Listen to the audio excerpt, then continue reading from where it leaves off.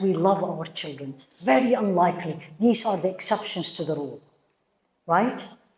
Majority of the women disobey Allah because of children. True or false? Especially when you really love them. Sometimes may Allah forgive the children, and may Allah forgive the parents. The children actually abuse this love. Abuse this love.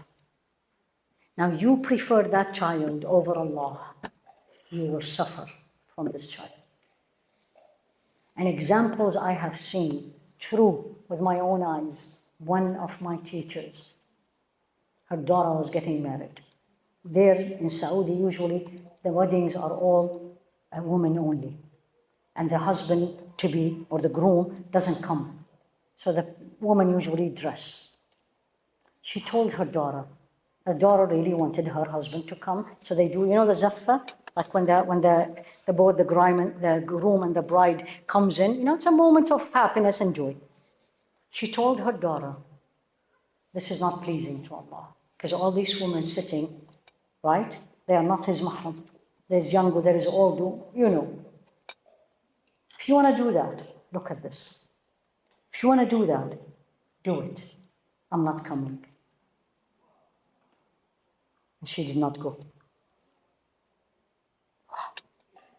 This is, the woman still living. It's not like Sahaba. Honestly, she's still, I just saw her when I was there 2 months ago. When you put Allah, هذا القلب السليم لا أزكيها على الله. I'm just sharing a story, I know. But in general, anything you put above Allah, you take off your hijab, or you don't wear your hijab because you're worried they will not hire you or they will fire you. That job, you will suffer in it. Even by two, not necessarily because we think of suffer always in a negative way. No. The job will be the best and you will be paid the best, but you will be so attached to the job that's taking your life. That's torture. Versus if I said, you know what? I'm coming with hijab. You want to fire me? Fire me, because the rizq has come from Allah. Done. And if they fired you, said Allah subhanahu wa ta'ala, put my rizq somewhere else. So al-qalb al-salim, the true heart, is the heart that is dependent fully, completely on Allah subhanahu wa ta'ala. By Allah, most of you know, I came from Gaza 2 weeks ago. I stayed the last 10 nights of Ramadan there. Have I seen this? By Allah, I did. It's amazing. Women, children, I don't call them children. I do not call 11-year-old, the one I saw, only 12 or 13 are children. They're not children. They're grown-up men in the body of a child. Well, a woman looked at me. In my eyes, I interviewed her. And she said, I never lived for this dunya. She had a whole life in the north. And I said, and she was telling me her story. The story. And I said, how did you live it? Honestly, her husband and son, older son, they took them. She has no idea where are they. And then she walked 10 kilos from the north down to the middle with no food, with an 11-year-old boy with her, and all the soldiers, all the way. She said, they are up, and we are walking next to the sea, and they are all up with no shoes. And this was cold. This was in December.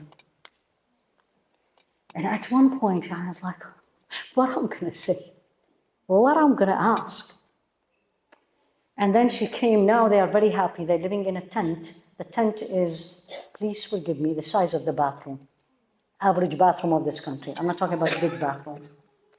And at one point, I said,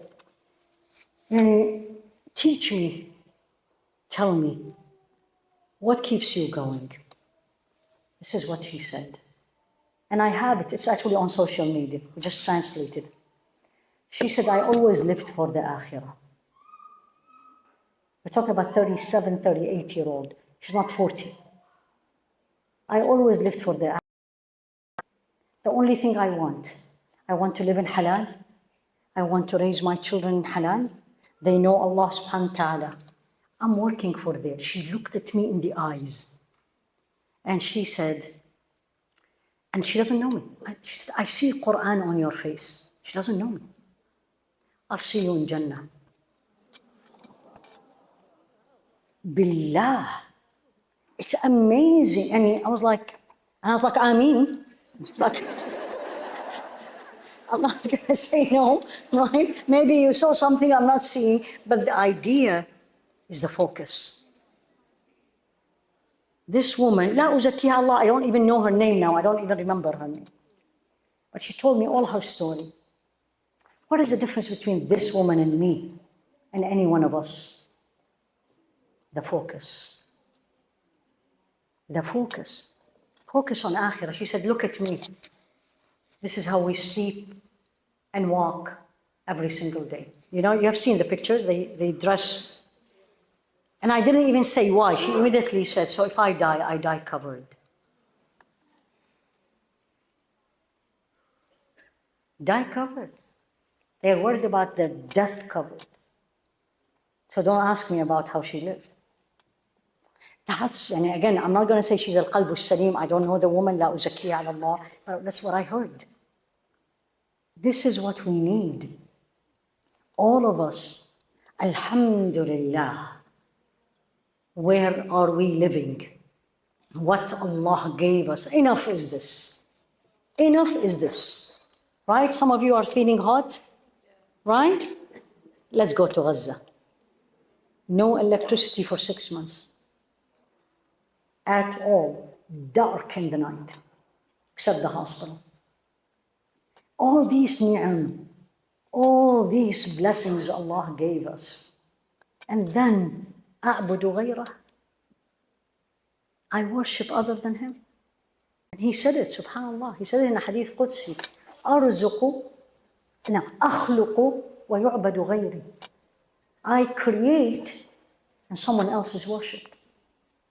And not only create me and you, create. كل هذا خلق الله. Everything around us is the creation of Allah. I create and they worship other than me. وأرزق ويشكر غيري. And I give sustenance and they give thanks to someone else. You know, like as a physician, patients comes to me and I know they don't mean it, but it comes out. Wallahi ya doctor, if it wasn't for you, I will never have had a baby. And I was like, don't say it. Say, if it wasn't for Allah, who brought me to you and put barakah in whatever I did, you will never have got pregnant. Do you get the point? أرزق ويشكر غيري. The meaning of it, I'm not remembering it very well, but the meaning in English is their sins comes up to me and all my goodness comes down to them. Oh, everything He sent me. And I'm too tired to pray Isha.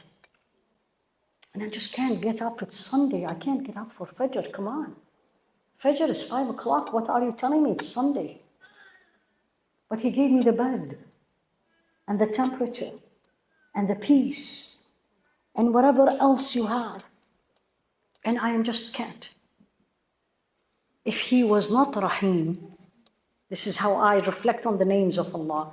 If He wasn't really merciful, wallahi, none of us, please forgive me, but none of us deserve a sip of this. Right? From being ungrateful. And we say, alhamdulillah. Really? Yeah, we say it. But how much we mean it? Alhamdulillah. How are you doing? Alhamdulillah. Let alone good. Let alone don't ask me. And I look and I say, what is going on? You had a breakfast, right? You have a home, right? You have a school to go to, right? You're healthy, right? What is the issue? I'm nervous, I have an exam tomorrow. Alhamdulillah, you have an exam tomorrow. That means you have school. That means you have feelings and you have brain. So turn, again, I don't want to overwhelm you, but the sound heart is a very tough subject. But we need to learn it. Because that's how I will change. If I think I'm fine, and you're fine, and what's wrong with me, then I'm going to say, Ya Rabbi, please show her what is wrong with her. Ya Allah, please show me what is wrong with me. Because once I know my issues, let alone when someone comes and say this to you, and we get very upset, you should thank them. Someone look at you and says, you know what? Please forgive me, but I'm going to say it. And I say, what is this? Your hijab is not the best. You get so upset that 99.9% of the people are scared to say a word.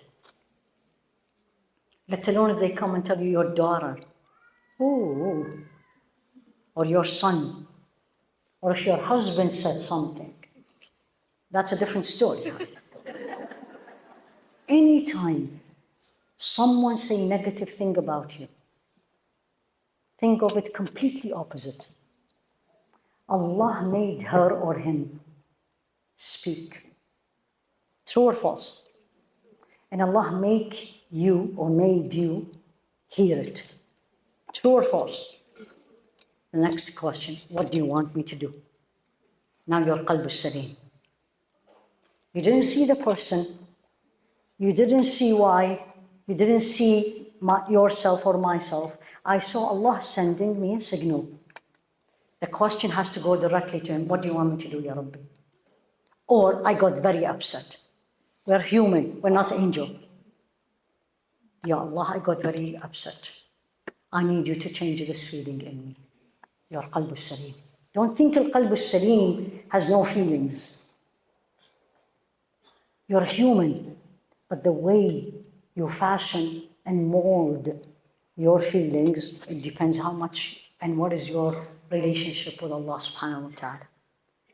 And again, I saw this in Gaza, the way they speak. I saw a 24-year-old man. They took me to see him. They said, Doctor, you speak Arabic. You're probably going to be very happy to see somebody, a physician, speaking Arabic coming from America. I said, sure.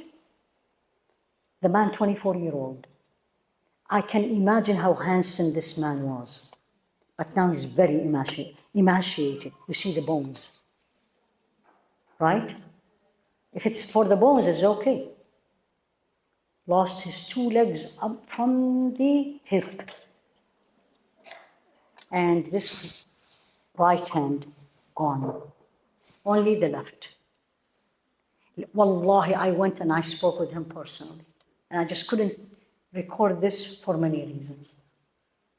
And nothing I heard from this man except 2 things. One is a big smile. And the second one, alhamdulillah. Alhamdulillah. Alhamdulillah. Qalb salim. Those people, their focus is not, when is the iPhone 15 is going to come? Or when is the new homes? And I live in a very good home, but when is the new home? Or, you know, please forgive me, but the dunya focus, I call it dunya focus. I'm not saying don't live your dunya, but don't make it your focus. As he said, alayhi salatu wasalam, Allahumma ja'al ad-dunya fi aydina, wa la taj'al ad-dunya fi qulubina. Ya Allah, give me this dunya. I want to be rich. I want to be educated. I want to be strong. I want to have power. Why? Because المؤمن القوي خير من المؤمن الضعيف. خير وأحب من المؤمن الضعيف. The strong believer is more beloved and better in the sight of Allah than the other one, the other believer. But I don't want to be attached, now back to qalb salim. I don't want to be attached to it. If I have it, alhamdulillah. If it goes away, alhamdulillah. Let alone, I will give it willingly for the sake of Allah. So I think I gave you enough. I can see your faces, all of you. But we need to learn that. We Muslims will not change unless we learn the real knowledge about the heart and about Allah subhanahu wa ta'ala. This is what changed them. When they believed in Allah, they did not believe, Ashhadu an la ilaha illallah, and I say it like a bird. They practiced, I bear witness. There is no God but Allah. I bear witness, nothing in my heart but Allah. And every action, you read the seerah, many of you have listened to it or read it or studied it. You see it in their actions. In their actions, Allah is number one. Allah is number one. It's painful to live this way, to be very honest with you, especially in the beginning, because you're going to be one between 1,000. You're going to be the abnorm. You're going to be the people who will point, oh, she's crazy. Oh, look what she's doing. You know what? I am so happy to be crazy in this dunya than being crazy there. I am so happy to be 1% here than being the 1% at the last person to enter Jannah. It's all perspective, and it's all the way you look at things and think. And may Allah subhanahu wa ta'ala make this dua. Allahumma tahhir qalbi mimma siwak. Ya Allah, purify my heart from anything but you. Now you understood this dua. Meaning, I have everything in me. I have it, but it's not in my heart. They're not living in my heart. My heart has one address, one Allah. Not many. And has one person lives there. And it's not a person, it's Him subhanahu.